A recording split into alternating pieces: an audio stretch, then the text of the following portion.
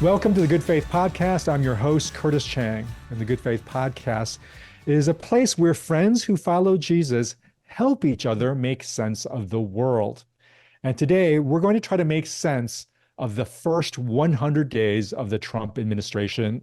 And I have two perfect friends to follow Jesus together to help us do that. One is Russell Moore, editor-in-chief of the Christianity Today, and the other is David French, founding friend of the Good Faith Podcast, who is a New York Times columnist. Now, before we begin, I want to make an important distinction that we've made many, many times, but it seems like we have to keep underlining, is that this is the Good Faith Podcast, which is different than the after-party curriculum. And that's important because David, Russell, and myself, we were key voices on the after-party curriculum. And the after-party was very careful to be nonpartisan. We did not even talk about the what of politics. By that, I mean the what of a particular political figure or a party or anything like that. We were in the after-party concentrated, focused exclusively on the biblical, timeless how of politics, how we hold our political views with hope and humility. This is the Good Faith Podcast where probably we are going to very much talk about at times the what of politics, but it's important to make that distinction between the After Party and the Good Faith Podcast, which we're doing today. Okay, so with that aside, I want to start by comparing how all three of us felt post-election with how we feel now. And Russell, I'm going to start with you. Here's how you felt the day after the election. Oh, I'm already afraid of all this, Curtis. I am too. Yeah. Well, I'm going to subject all three of us to this comparison, myself included. All right, but Russell, we start with you. Here's how you felt. I fit myself more in the exhausted category. I think that's kind of still where I am, especially because I know that we now have a lot of drama that is going to be just in every American's life all the time from now on. I think a lot of people like that. And I think clearly one of the things that is reassuring to me about this election is I don't feel like anybody was hoodwinked and the American people made a choice. So that's reassuring to me. So I don't think that there's a sense in which, well, the American people don't know the drama they're signing up for. But I know that's going to be the case, and it's going to be a question of how does one navigate that in the years to come, just spiritually, without getting just driven downward by all of it, regardless of where somebody stands politically. All right, Russell, you said that the American people voted for a drama and that some of them, a large percentage of them, are going to be exhausted. And actually, there's statistics that show that some of that increasing numbers are getting tired of it. 1 in 4 in the last poll that I saw said 1 in 4 Trump voter now disapproves of Trump. So you're right that there's a level of being tired of all of this. I want to start personally. Compared to 100 days ago, what's your current level of exhaustion, and what's the drama been like for you? I'm much less exhausted than I was in November, and I think part of that is because I've kind of found a way to navigate all of this spiritually by sort of having a carbon monoxide detector that lets me know when I'm drifting into cynicism or anxiety or those kinds of things, or to just giving up. And I think I figured out how to sense that. You got to say more. How did you develop that carbon monoxide detector? Well, I think part of it is I could tell the difference between when I was on social media apps a lot and when I was not. And what I would find the difference would be not that I was less informed when I was more disengaged from them. In many cases, I was more informed than I was. but I was much less anxious. Okay. And much less angry. I think part of it is cultivating a dealing with anger. Part of that being the fact that nobody seems to be angry or concerned about what is quite obviously in many cases just a crazy time in the country, and we're all kind of pretending like everything's normal. Hmm. All right, David, I'm going to turn to you. On November 6th, you also noted the exhaustion, and you said the results left you feeling this way. I mean, I don't think there's anybody who woke up this morning and said, I can't wait for 4 more years of this. I mean, and MAGA for sure, but outside of that, we're all exhausted. But the question is, what does it lead us to do? And, one of the feelings that we are going to have, many of us who have stable jobs, who have good families, who have good friends, we're going to be fine. We're going to be fine. But there's a lot of vulnerable people out there who are not going to be fine. And so I just sort of thought of it in this two ways. One is defend the vulnerable. I mean, this is literally what I'm writing right now. Defend the vulnerable and speak the truth. And so I feel like if we give in to despair, that's going to lead us to retreat into our own cocoon, our own bubble, right? And so we have to lean out of that and into the defense of people. And so one of the things that we need to do, even if we're not a lawyer, even if we're not a legislator, is stand up for the dignity and humanity of vulnerable people in this period. David, those are two clear priorities you stated. Defend the vulnerable, speak the truth. We'll talk later in this podcast about just what it is that any of us can do on those two fronts. But first, let's start by you explaining what has the last 100 days done to the vulnerable and to the truth.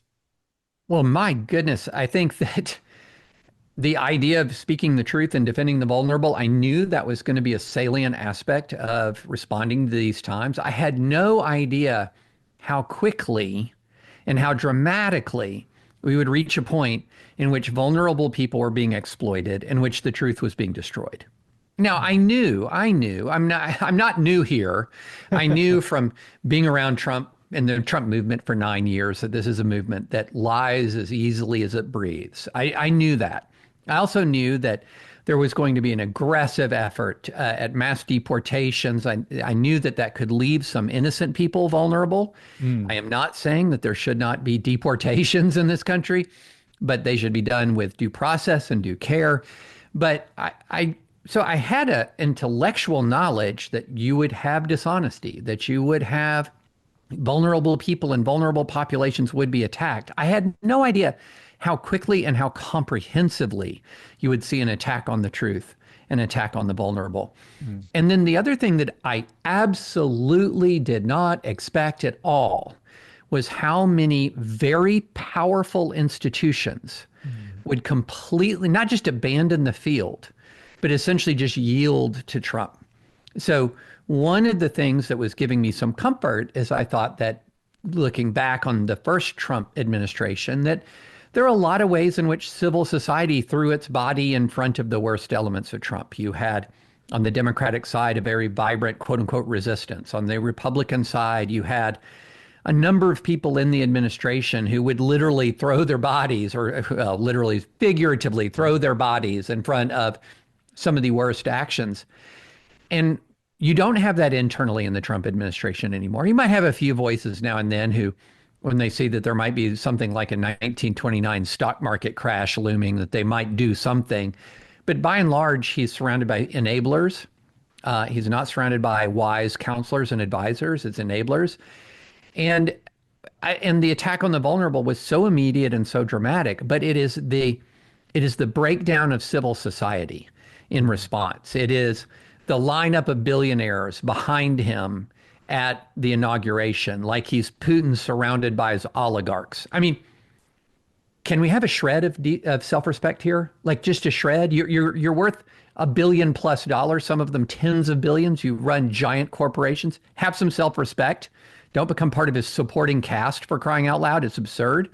And then you have the spectacle of some of the most wealthy and powerful institutions in America just kind of tripping all over themselves to give in to even unconstitutional and unlawful Trump demands, like some of those powerful law firms in America, some of those powerful academic institutions in America.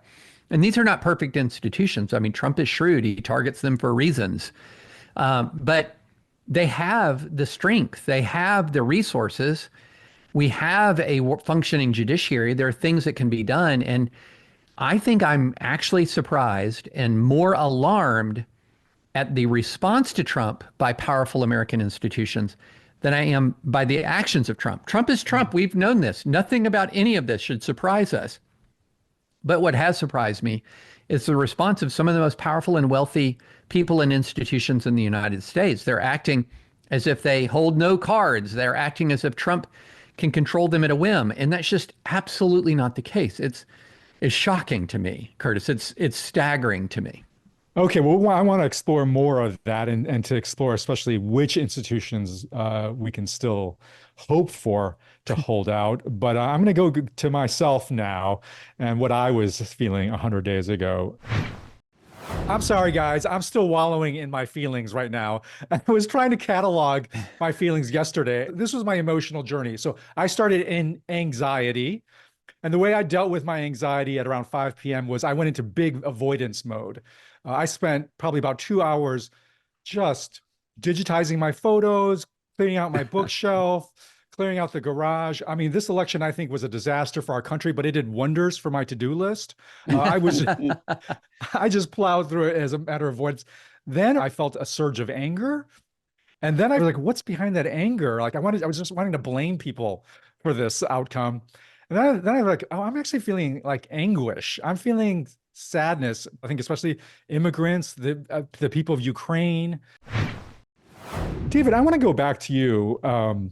As noted in that clip back on November 6th, when I finally got out of avoidance mode and into trying to think through who was vulnerable here, I focused on two places, immigrants, and you've talked a little bit about that, but Right. you haven't talked about the Ukraine. What's your take on what's happened on that front?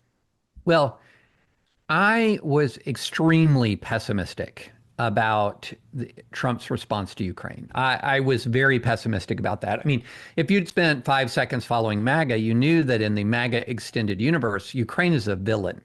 And in parts of MAGA, Vladimir Putin is a hero.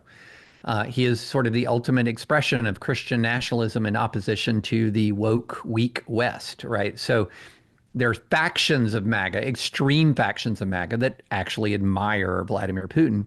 And there are factions of MAGA that despise Ukraine.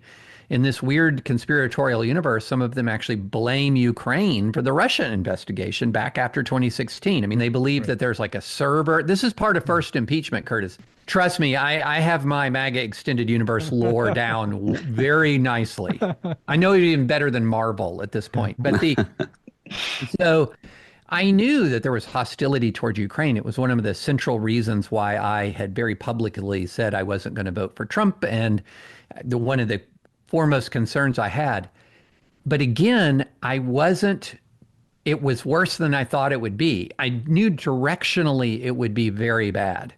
I did not know that you would begin to have a quote unquote negotiating environment where Trump was going to lean entirely on Ukraine. Entirely on Ukraine. He was going to present Ukraine with starting principles for negotiation that were Putin's demands, in essence. And not only that would Trump lean on Ukraine, he would lean on American allies to support Ukraine less. And then I did not see this trade war with some of our closest allies, which when you actually look at it closely, what you begin to see is, oh, okay, what we have here isn't actually isolationism. What we have here is spheres of influence. That Trump sees Canada and Mexico and Greenland, Panama in our sphere of influence. Think Monroe Doctrine, et cetera. And he sees Ukraine in Vladimir Putin's sphere of influence. And so when you look at it like that, what is the responsibility of a smaller country within the sphere of influence? The responsibility of the smaller country is to yield to the bigger country. That's what he's demanding of Canada, of Denmark, of Mexico. That's the offense given to Putin by Zelensky. They didn't yield to the larger, more powerful country. And so you really see that this is a extremely Putin-esque view of the world. And to the point where you look at America as essentially switching sides in the conflict. And that, my worst case scenario really was some sort of neutrality that actually worked in Russia's favor and against Ukraine. But we've seen something beyond that. It is what we've actually seen is a switching of teams.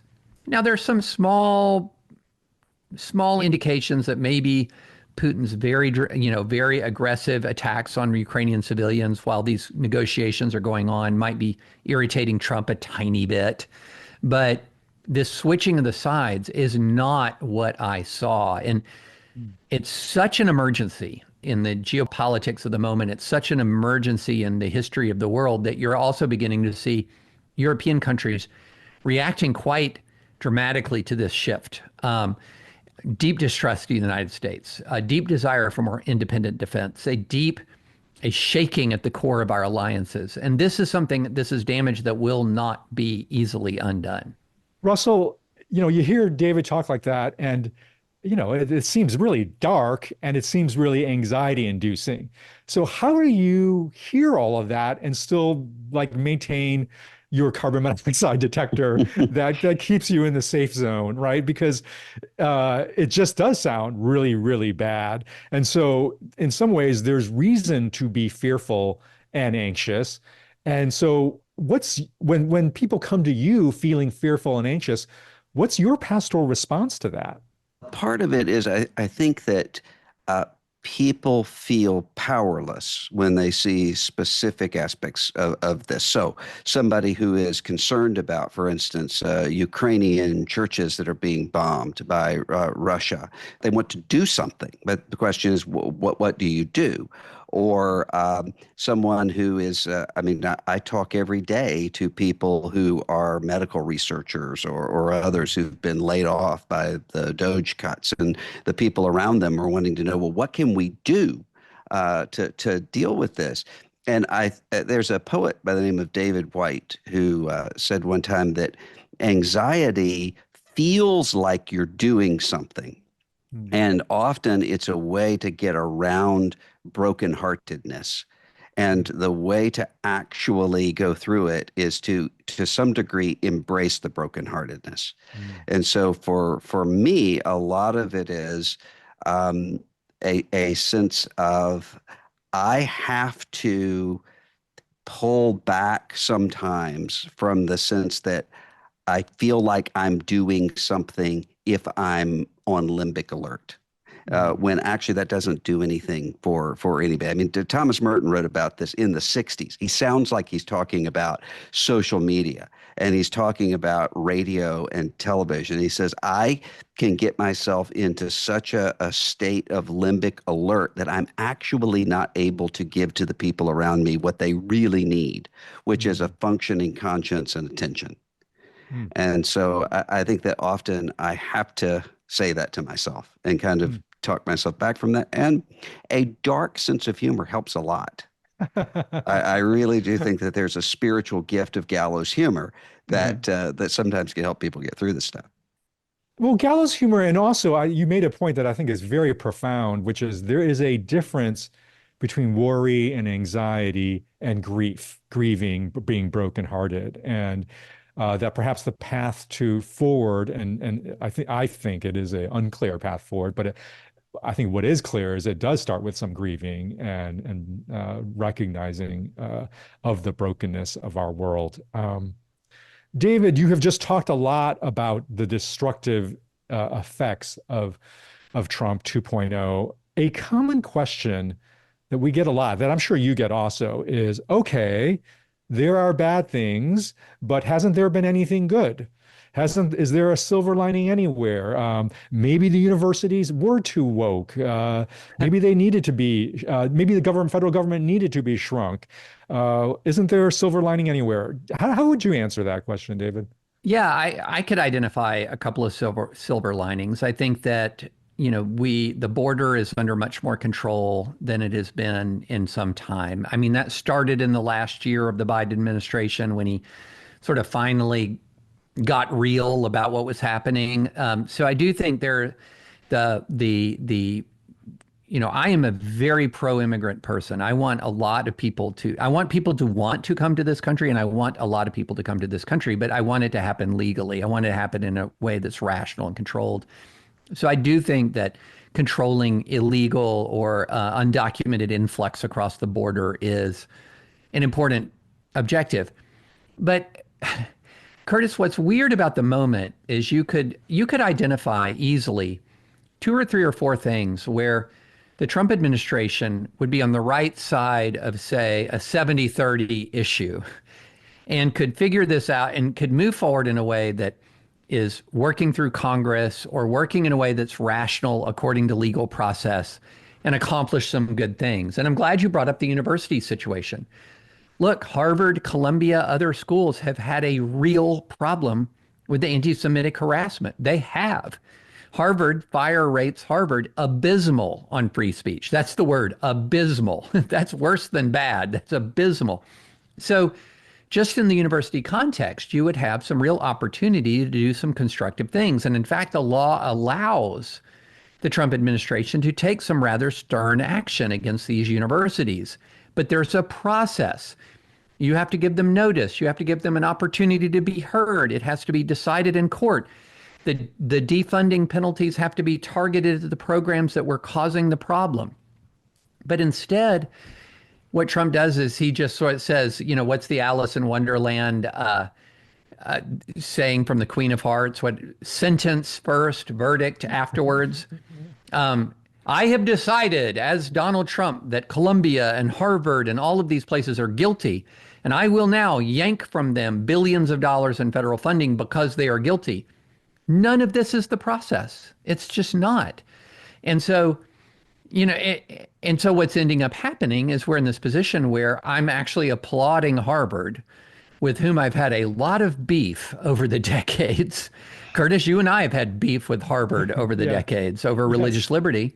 And I'm applauding Harvard for standing up to the Trump administration's incredibly unconstitutional demands. And you could do this in area after area where there were genuine Biden weaknesses. So, for example, on the border, or whether it is about dealing with anti-Semitism on campus or elements of Biden's policy towards Iran, there were opportunities here to do things that could be quite constructive, where there was again, popular need for reform.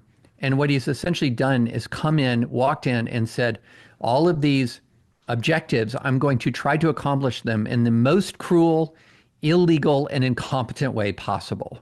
And that is squandering an enormous amount of goodwill. And one of the negative side effects of that is institutions that need reform don't actually reform because they don't really have to. They can just fight the administration and block its unconstitutional actions. So there's a lot of potential. There was always potential here to do some good things, but it's being filtered through a man and a movement that is committed to vengeance more than justice and is deeply and profoundly incompetent. Also, because I'm a regular reader of your newsletter, which is called More to the Point, and I highly recommend it to anybody listening here.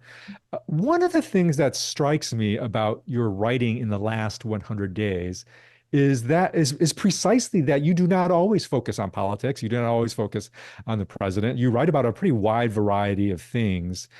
And I wonder, are you deliberately modeling for us a way to actually not get obsessed about one man, and his actions? Can you speak to followers of Jesus?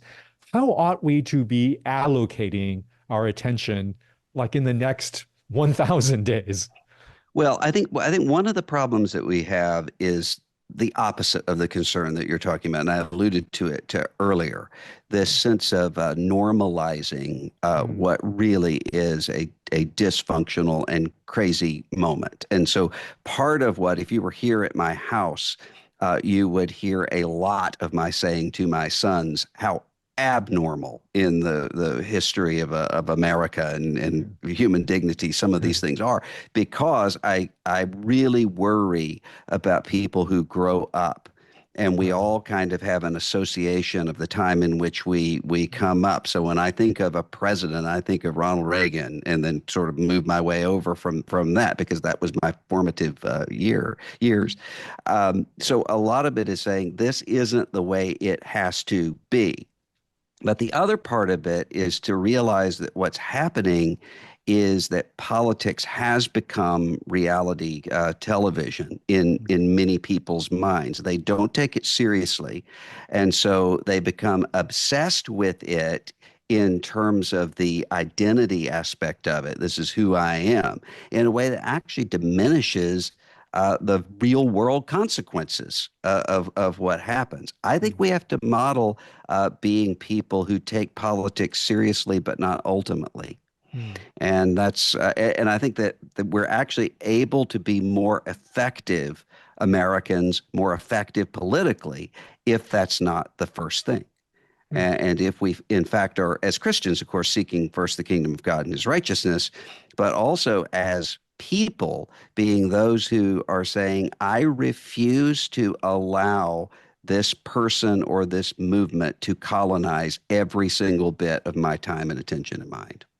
David, you've talked about just how discouraging it is that, so much of the institutions of civil society have collapsed. I think a lot of us are sort of hoping that the one last institution, perhaps, that still will hold out against complete caving in is the judiciary. Yeah. And so, David, what's your sense of the odds that the judiciary can still be strong enough to protect even sort of the skeletal remains of our democratic republic? Yeah, I have been really encouraged by the judiciary so far. And when I say the judiciary, I mean the whole thing. So, not just the Democratic appointees, not just the Republican appointees. We talked about a silver lining with Trump. It's funny. One of the silver linings of Trump 1.0 is helping us with Trump 2.0. And the silver lining of Trump 1.0 is, by and large, he actually did nominate a lot of really good judges. And I know many of them, not all of them, of course, but I know quite a few of these Trump appointees. And many of them, most of them, are very high integrity individuals who are deeply committed to the American Constitution. And you can see it in what's happening and what's unfolding right now. So, for example, when you have 9-0, when you have 9 justices, including all 3 Trump appointees, saying Trump has to facilitate, that the lower court rightly ordered Trump to facilitate the return of Abrego Garcia, this individual who was deported to El Salvador in spite of an order saying you can't deport him to El Salvador. When you see that, when you have 9 justices saying there needs to be due process, notice, and an opportunity to be heard before there can be deportations.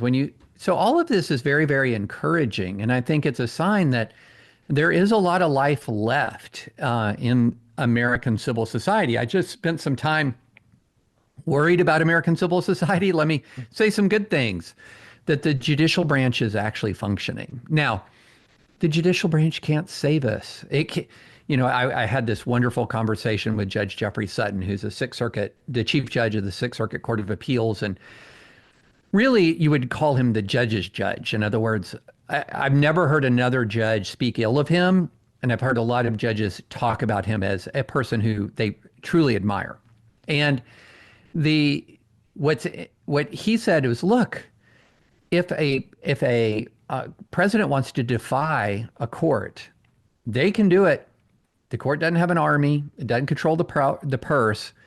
But at the same time, what I'm seeing is that judges are not intimidated by this reality. They are actually issuing rulings, including Trump-appointed judges who are issuing rulings directly contrary to the wishes of the administration. And so there's some real hope out there. And it puts the ball in the administration's court, right? It puts the ball in administration court. Are they going to defy or not? And I wrote a long piece a couple of weeks ago that says the Supreme Court and the lower courts, they just can't worry about that. They can't sit there and think and wring their hands and say, will Trump enforce? They just have to do their job, issue the rulings. And, the model for this is Brown versus Board of Education. In 1954, the Supreme Court 9-0 said no more segregated schools. In 1955, it issued Brown 2 saying desegregate with all deliberate speed. And there was massive political resistance, massive. The last school did not desegregate in the South until 2016. Wow. 2016. Okay. So we're no strangers in this country to resistance to judicial rulings, but are we better or worse off because Brown was decided? Better, infinitely better. So we can't just think about what is going to be the immediate political reaction to a ruling. We have to think about what is the long-term constitutional and cultural effect of the ruling. And so far, I've been very thankful for how the judiciary has responded.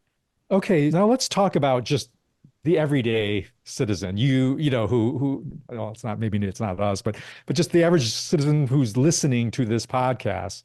How should they be responding to this moment? Now, Russell, when we were last together back on November 6th, well, actually, all three of us tossed out quotes from Tolkien, and you tossed out this particular one. You said this. Someone brought up the fact that C.S. Lewis said that this one Tolkien quote from Fellowship of the Ring summed up his entire philosophy of history. And it was this: that is a chapter of ancient history which it might be good to recall, for there was sorrow then too, and gathering dark, but great valor and great deeds that were not wholly in vain. Mm. And so his point is, whatever the historical moment, whether it's triumphant or defeat, there are actions, little small actions that are not wholly in vain. I think that's a good word. Okay, Russell, I agree with you. That's a good word in principle. But I think a lot of people who oppose what is happening, who get some sense of how crazy and out of the norm and wrong this current environment is, those people are still struggling with what to do.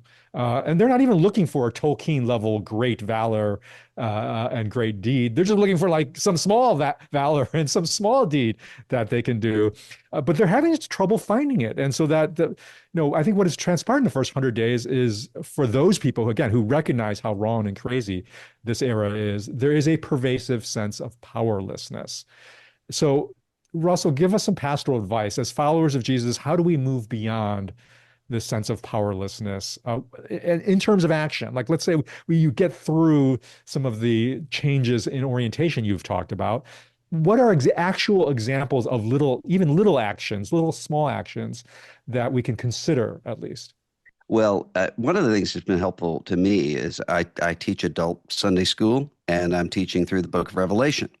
Have been for the past year. And one of the things that's striking to me is that throughout the book of Revelation, you have this message of to the ones who overcome, the ones who, sometimes the word is conquer. But it's really interesting how the book of Revelation defines that, which is not those who win over Caesar. It's those who overcome by holding to the word of their testimony and to the blood of the Lamb.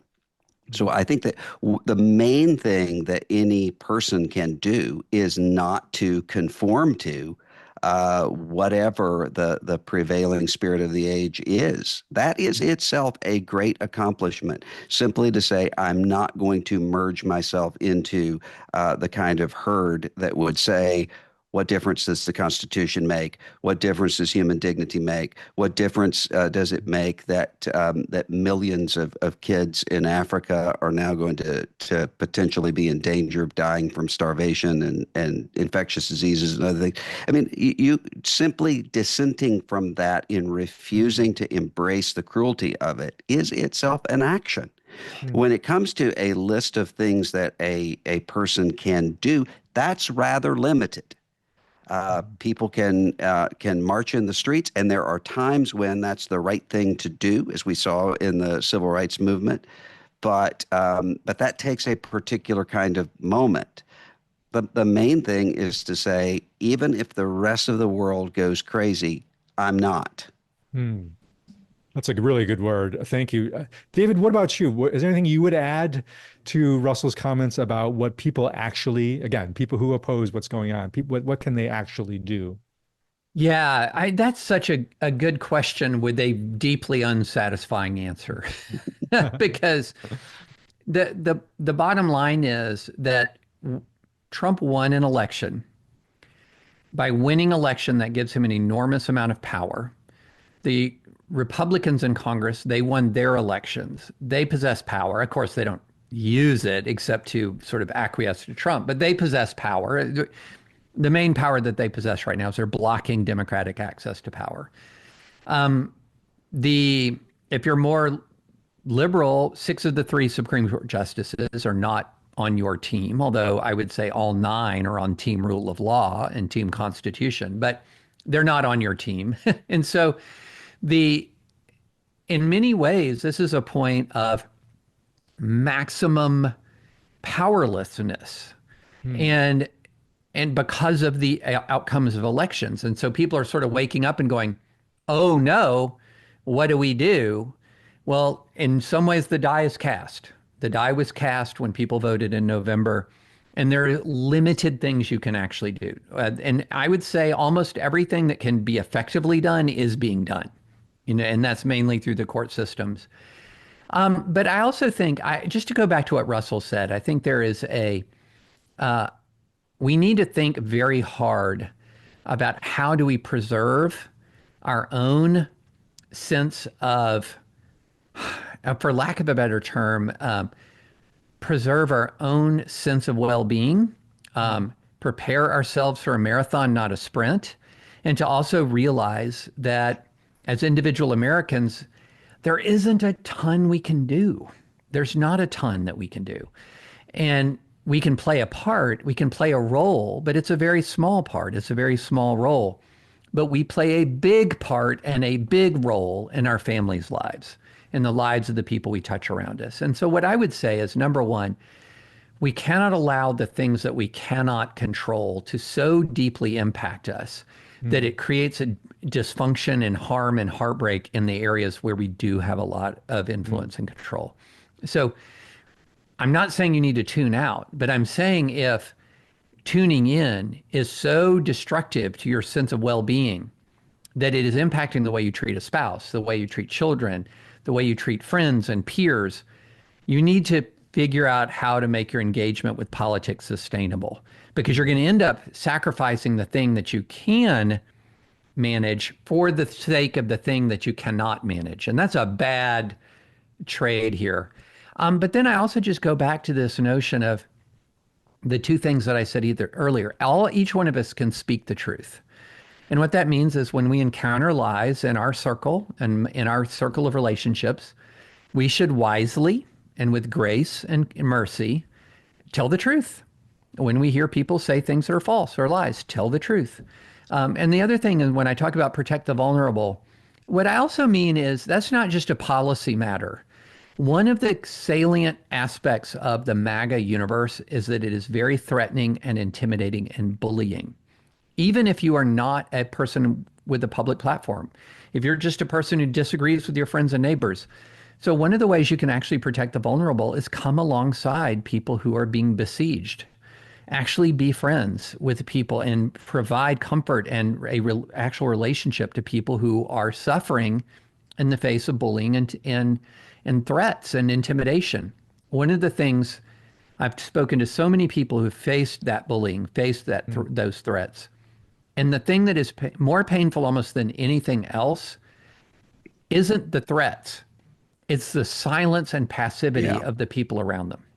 And that's where you can make a difference.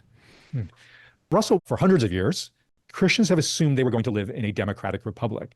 And, we've been like Christians in Augustine's age, who just, the Christians in Augustine's age assumed they would be living in the Roman Empire. And what Augustine confronted, of course, was the fall of the Roman Empire, or at least the sack of Rome. And it was Augustine's task in City of God to remind Christians that their destiny as Christians, as the kingdom of God, was not tied up, was not inextricable with the destiny of Rome, of the Roman Empire. Russell, what does an Augustinian city of God like message sound like to Christians today in this age?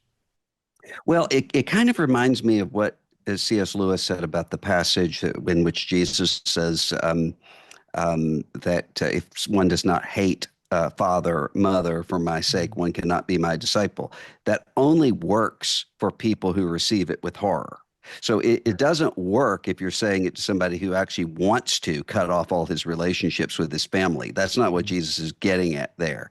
And I think there's a sense in which we're preparing ourselves all the time at every moment to be able to be Christians in whatever kind of situation we're in, right up to the actual apocalypse, while recognizing we have responsibilities. And so we're the people who, as Americans, have responsibility not to just assume that we're not going to live in a democratic republic. And so I think there's a way in which there's a certain kind of apocalyptic mentality that can fulfill its own prophecy. And I think that's one of the reasons why we're in this kind of really cruel moment, is that there's such a lowering of expectations to say we expect from one another simply self-interest and cruelty. And so we're going to have to respond in kind with that. That has led us to a very, very dark place. And I don't think that we should be the people who are saying right now, well, we can make it as Christians even if we don't have a constitutional democracy. Of course we can, Right. but we should not give that up, because it's kind of like when the Apostle Paul is in prison, willingly in prison in Philippi. And then when the earthquake happens and the jailers are saying, kind of just quietly get out of town, he says, no, you unlawfully jailed somebody. Well, why is he doing that? It's not because he's prizing his own rights. He explicitly says, I cast all of those aside for Christ. It's because that is going to set up something for other vulnerable people in the future. And I think we could have an attitude that says, well, I mean, 250 years almost of American democracy, well, Jesus is still king. Yes, Jesus is still king. But that has implications for generations who come after us, and we should not give that up. Okay.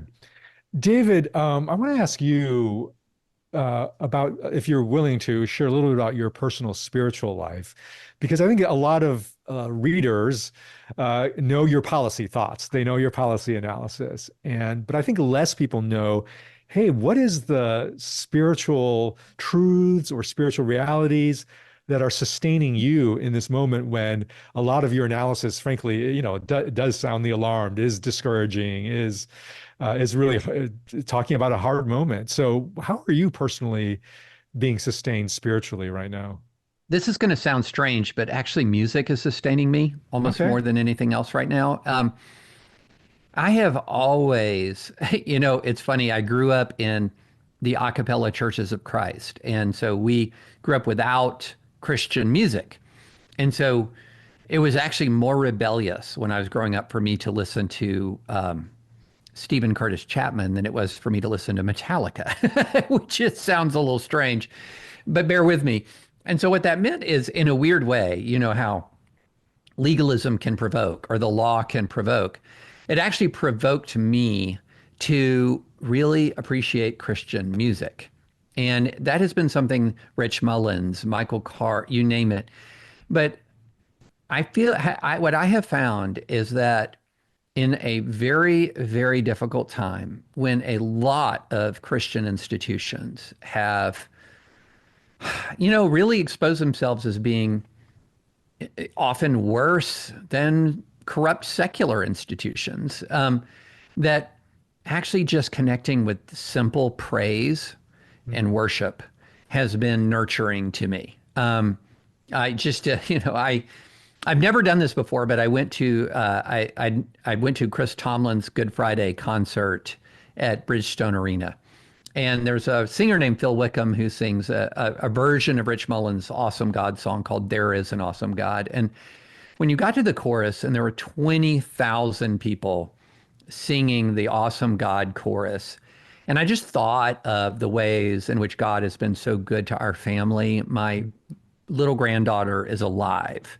in spite of the most awful birth defects. My wife is alive in spite of a horrific cancer diagnosis. That there have been blessings that have been poured out on us. It was just a deeply emotional moment because it just reminds me, just that simple declaration, our God is an awesome God, just reminds me in the most powerful and profound of ways who is in control. And for me, the thing that sustains me in these moments is worship. It's turning the attention completely to the worship of God and thankfulness and gratitude for the things that He's done in my life that is sustaining and life-giving.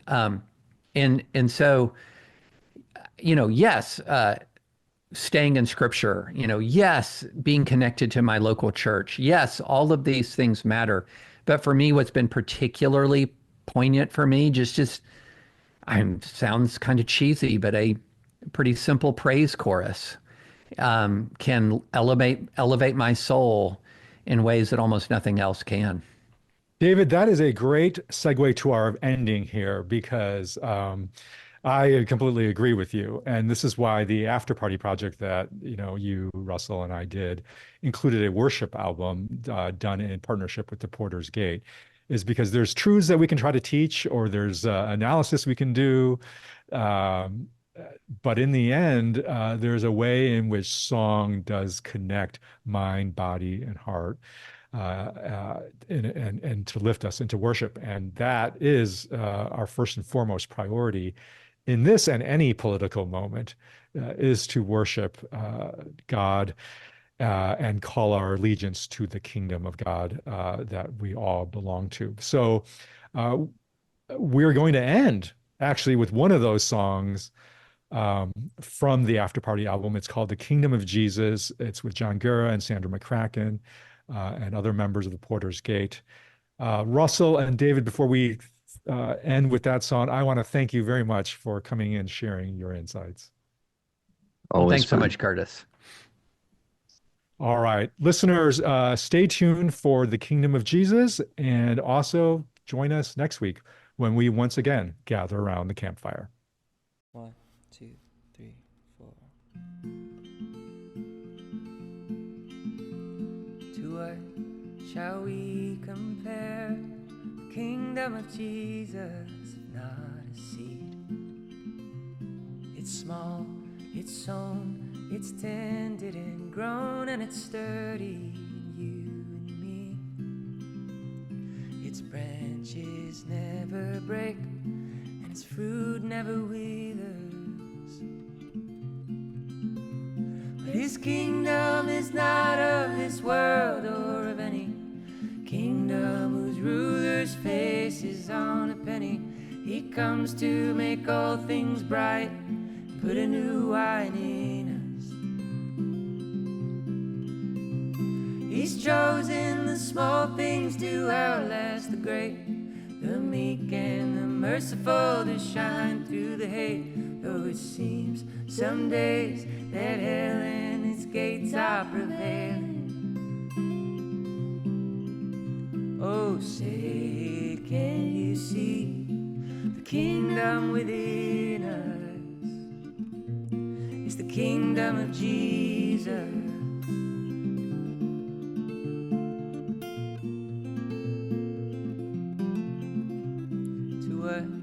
Shall we compare the spirit of the hour, if not a sword? It frees us, unites us, enslaves and divides us in violence. Help us, Lord. His kingdom is not of this world or of any kingdom whose ruler's face is on a penny. He's come to make all things bright, put a new wine in us. He's chosen the small things to outlast the great, the meek and the merciful to shine through the hate. Though it seems some days that hell and its gates are prevailing. Oh, say, can you see, we have one allegiance to the kingdom of Jesus. He who is in us is greater than he who is in the world. He who is in us is greater, and he's overcome the world. Oh, his kingdom is not one of slander or rage, but one that is ruled by the Lamb who is slain, who is worthy of wisdom and honor and glory and strength. No pain, no division, no public disgrace will compare with seeing the smile on his face as he welcomes us home as children with places at the table.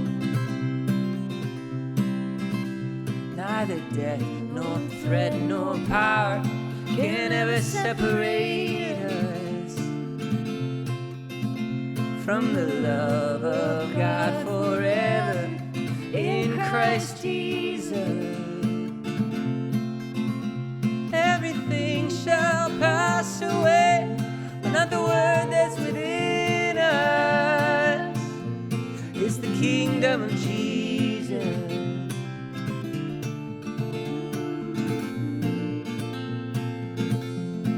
The kingdom of Jesus.